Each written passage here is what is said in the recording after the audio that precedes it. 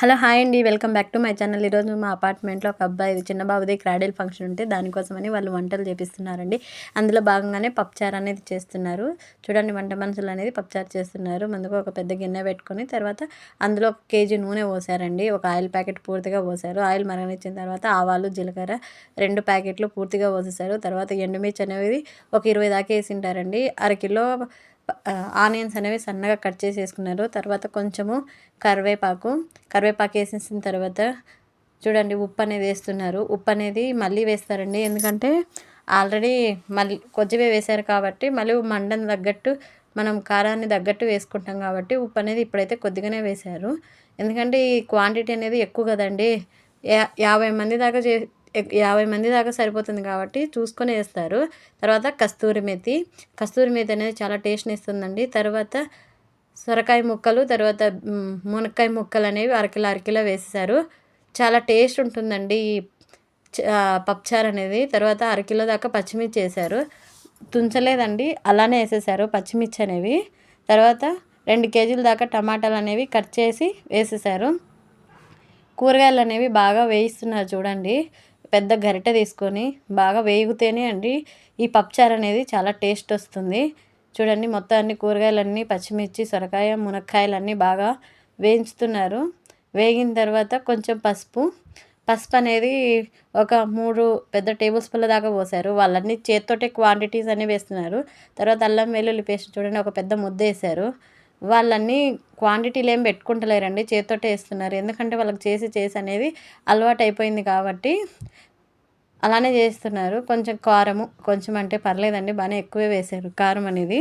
చూశారు కదా ఇందాక కారం అనేది ఎంత వేశారు, లెక్క చెప్పడానికి నాకు అర్థం కావట్లేదండి. ఎందుకంటే వాళ్ళు పెళ్ళిళ్ళలో కానీ ఫంక్షన్లో చేసేవాళ్ళు కాబట్టి వాళ్ళకి నచ్చినట్టు వేస్తారు తెలుసు కాబట్టి. కొంచెం ధనియాల పొడి కొంచెం అంటే ఎక్కువైంది, ఒక 4 టేబుల్ స్పూన్ల దాకా వేసింటారు ధనియాల పొడి. కొద్దిగా వాటర్ పోసి మసాలా అంతా బాగా ఉడికిచ్చేదాకా కింద అడగంటకుండా బాగా వేయిస్తున్నారు. ఎందుకంటే అల్లం వెల్లుల్లి పేస్ట్ అన్నీ వేసారు కాబట్టి కొద్దిగా వేగిన తర్వాత అల్లం వెల్లుల్లి పేస్ట్ అనేది వాటర్ అనేది పోసారండి. వాటర్ పోసి కొద్దిసేపు ఉడకనిచ్చారు. తర్వాత 2 కేజీల దాకా కందిపప్పును ముందుగానే ఉడికించి పక్కన పెట్టుకున్నారు.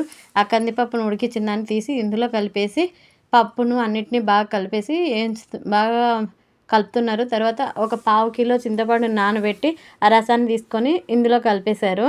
1/2 కిలో కానీ అరకిలో కానీ ఉంటుందండి, నాకు అంత క్వాంటిటీ ఐడియా లేదు, కానీ అరకిలో దాకే ఉంటుందిలేండి. ఎందుకంటే ఇది 50 మంది దాకా కాబట్టి అరకిలో చింతపండు నానబెట్టేసి ఆ రసాన్ని ఇందులో వేశారు. తర్వాత పప్పు కట్టు ఉంటుంది కదండి, ఆ పప్పు కట్టును కూడా అందులో పోసేసి తర్వాత మళ్ళీ నీళ్ళు అనేవి మళ్ళీ యాడ్ చేశారండి. ఎందుకంటే పప్పుచారు కాబట్టి ఎక్కువ లిక్విడ్గా ఉంటుంది కదండి. చూడండి, మళ్ళీ నీళ్ళు అనేవి పోస్తున్నారు.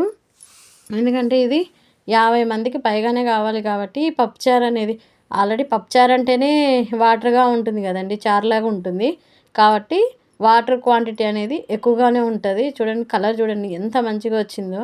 మనం ఇంట్లో వేస్తే ఇంత మంచి కలర్ వస్తుందా అండి. తర్వాత సాంబార్ పౌడర్ వేస్తున్నారు. ఒక 250 గ్రామ్స్ దాకా వేసింటారండి సాంబార్ పౌడర్ అనేది. ఇది సాంబార్ కాదు కానీ సాంబార్ పౌడర్ కూడా వేశారు, ఎందుకంటే ఇది దాబా స్టైల్లో వాళ్ళు చేస్తున్నారు.